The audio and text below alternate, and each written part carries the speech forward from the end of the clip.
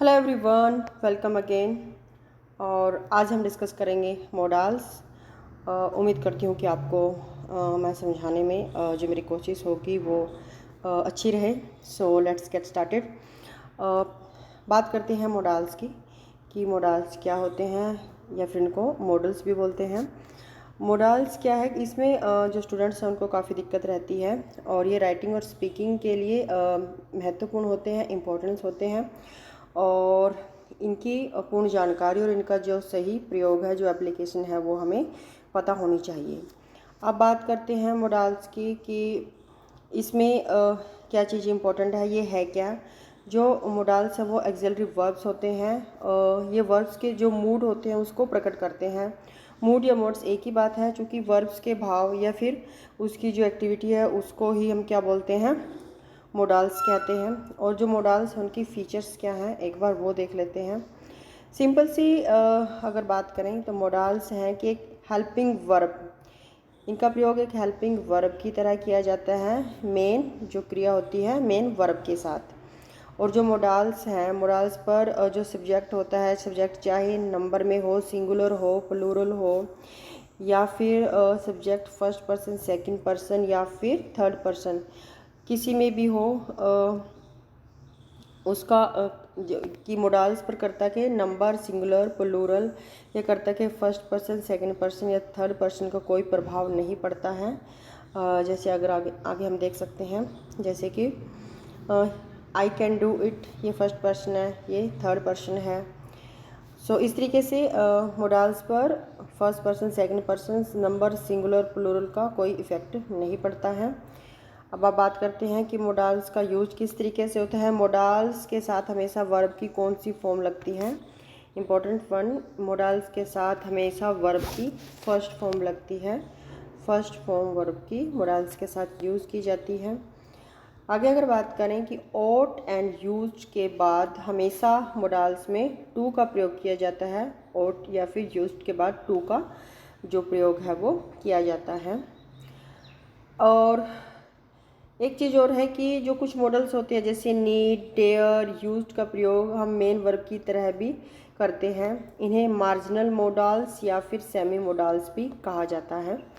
सो अब हम बात करते हैं मेन पॉइंट की, ये तो बात थी कि मॉडल्स क्या है। ये इनका यूज हमेशा वर्ब की फर्स्ट फॉर्म के साथ होता है और सब्जेक्ट सिंगुलर हो, प्लूरल हो, फर्स्ट पर्सन हो, सेकंड पर्सन हो, उससे मॉडल्स पर कोई फ़र्क नहीं पड़ता है। ठीक है। और इसके बाद अब हम बात करें कि यूज़ ऑफ मॉडल्स, इनका यूज़ कैसे करते हैं। सबसे पहले बात करते हैं मे एंड माइट। अगर माइट की बात की जाए तो इसका यूज़ कहाँ पर होता है, परमिशन देने के लिए। अब बात करें तो माइट की भी परमिशन देने के लिए यूज होता है, कैन का भी परमिशन देने के लिए यूज होते हैं। और अगर यहीं पर मैं सबसे पहले एक पॉइंट क्लियर कर दूँ आपको, अगर हम बात करें कैन की बात करें, मे की बात करें या फिर माइट की, ठीक है।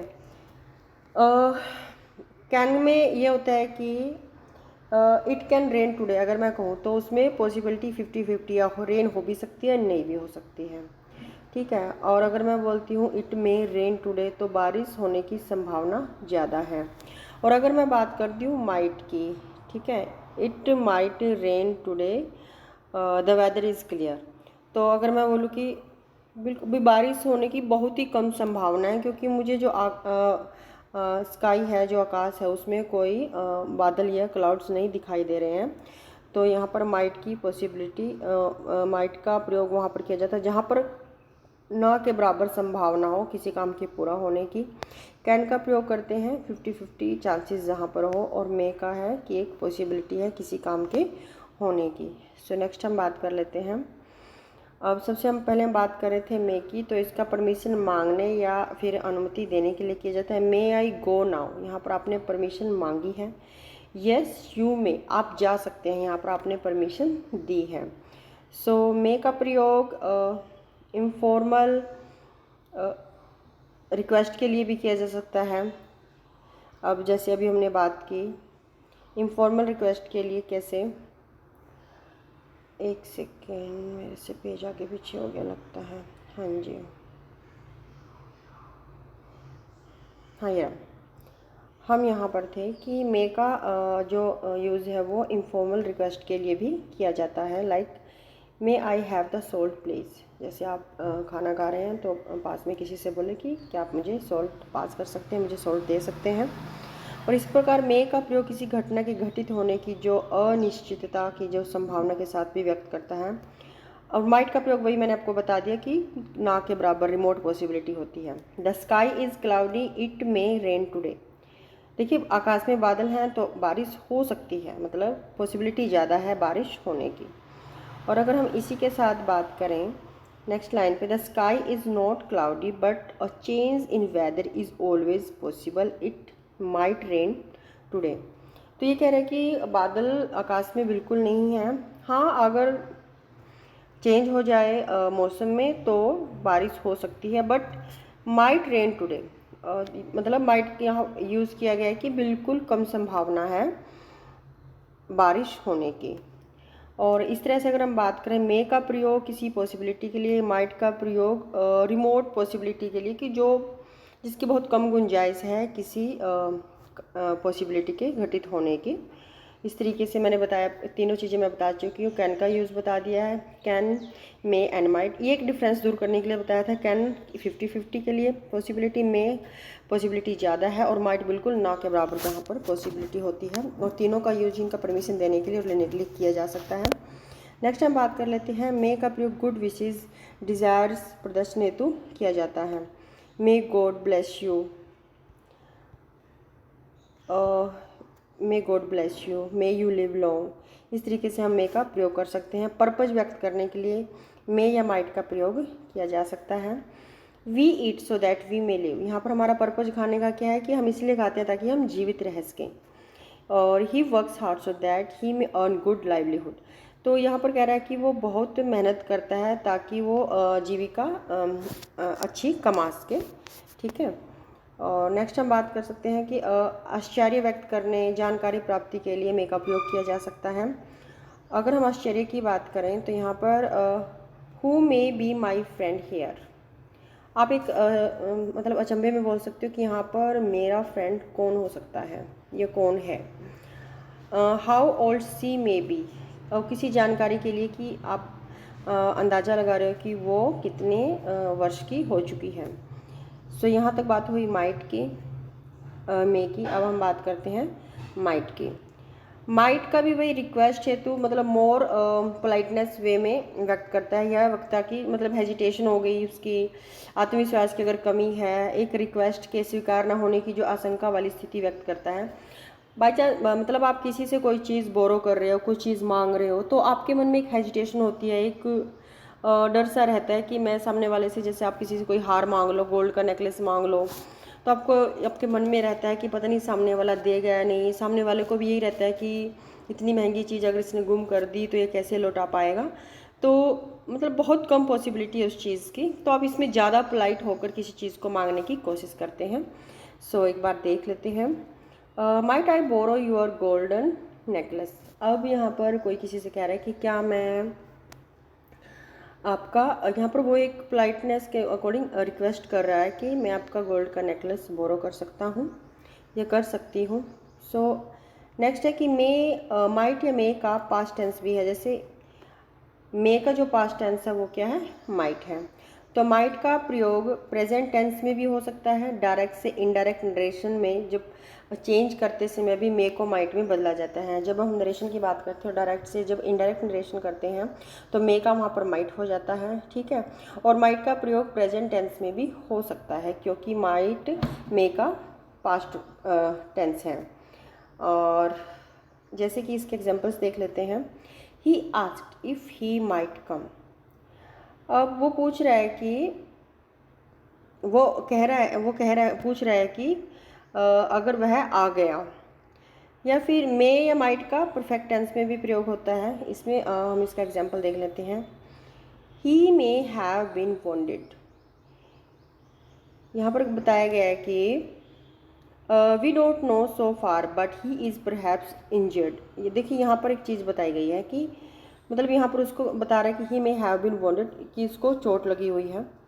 बट बताने का पर्पज़ क्या है कि वी डोंट नो, हमें नहीं पता कि, बट ही इज़ परहैप्स, हमें ऐसा लग रहा है कि उसको चोट लगी हुई है।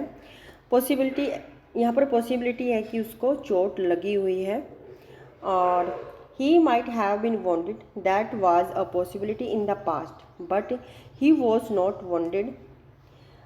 अगर यहाँ पर बात करें कि he might have been wounded, that was a possibility in the past but he was not wounded. अब वो माइट का मतलब है कि बहुत कम पॉसिबिलिटी है कि वो शायद जख्मी है या नहीं है, कि इसका अर्थ होता है कि वह घायल हो सकता था। He might have been wounded. तो क्योंकि मे जो है मे का जो पास्ट जो रूप है वो क्या है, माइट है। तो यहाँ पर हमने पास्ट में यहाँ पर मे की हमने क्या यूज़ कर लिया, माइट को यूज़ कर लिया, जिसका अर्थ है कि वह घायल हो सकता था। He might have been wounded. और ऊपर हमने बताया कि he may have been wounded, वह घायल हो सकता है, बट हम पास्ट की बात करेंगे क्योंकि मे का जो पास्ट है वो है माइट है। सो नेक्स्ट हम मूव ऑन करते हैं।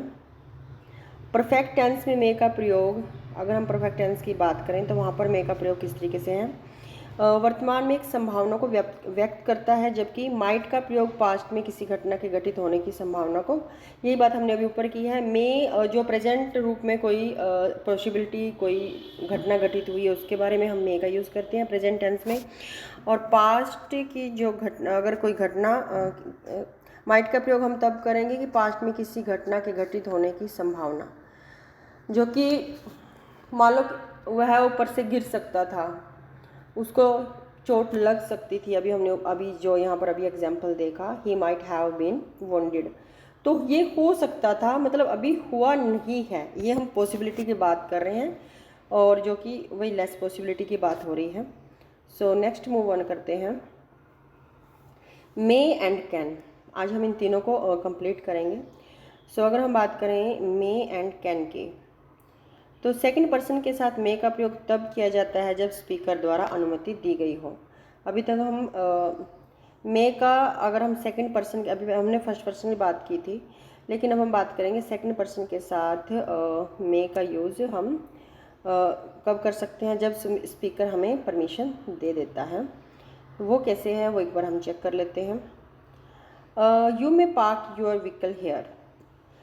अब कोई जो स्पीकर है वो आपको कह रहा है कि आप अपना जो व्हीकल है यहाँ पर पार्क कर सकते हैं। और इसका अगर मैं अपनी नॉर्मली समझूँ इसको, कि स्पीकर कह रहा है कि I give you permission to park your vehicle hair.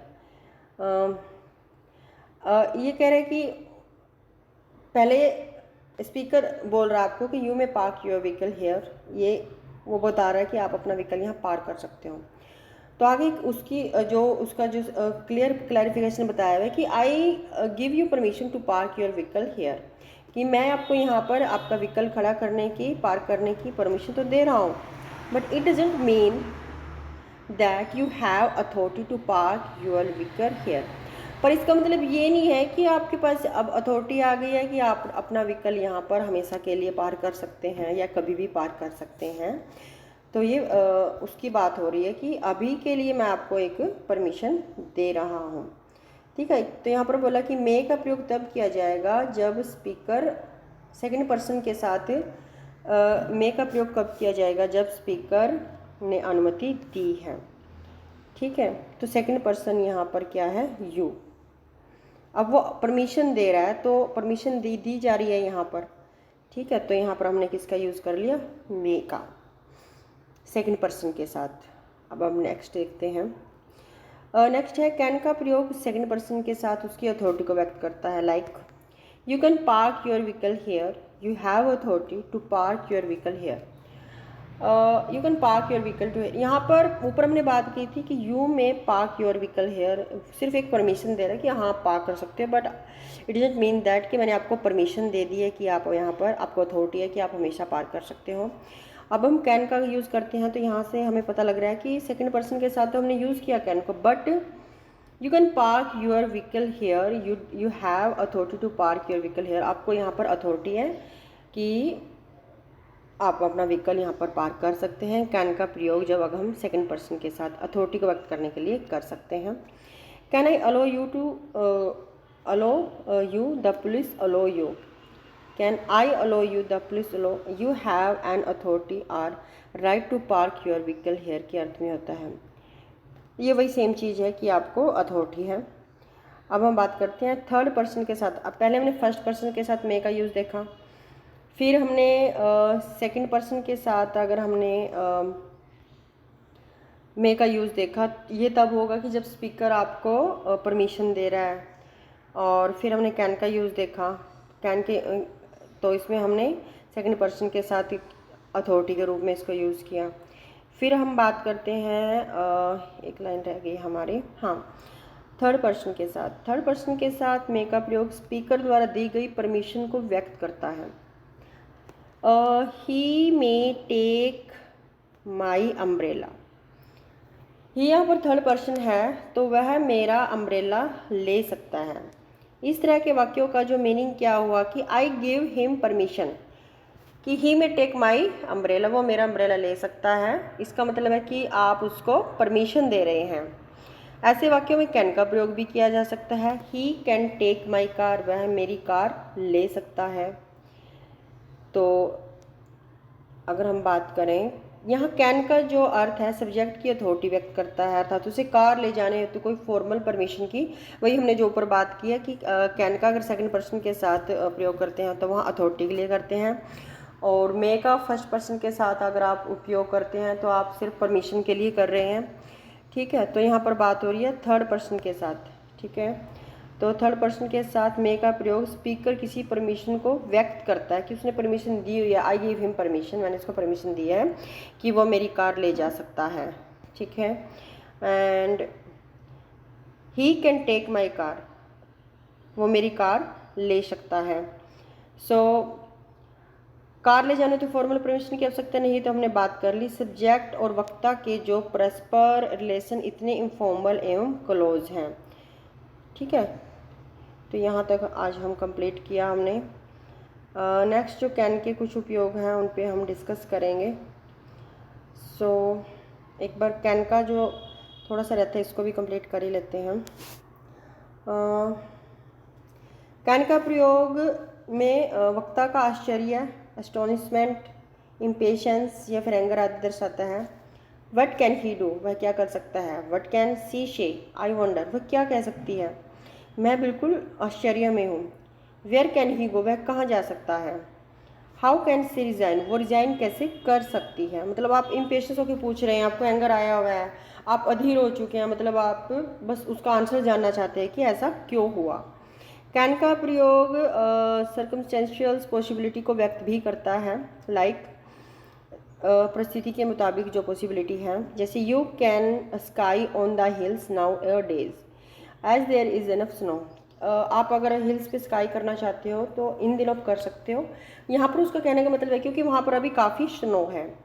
और फिजिकल कैपेसिटी या फिर मेंटल कैपेसिटी, ये इसके ऊपर बहुत सारे क्वेश्चंस आते हैं। फिजिकल कैपेसिटी, मेंटल कैपेसिटी को व्यक्त करने के लिए हम फिजिकल कैपेसिटी और मेंटल एबिलिटी को व्यक्त करने के लिए हम कैन का प्रयोग करते हैं। I can solve this puzzle, मैं इस पजल को सोल्व कर सकता हूँ, तो ये आपकी मेंटल एबिलिटी है।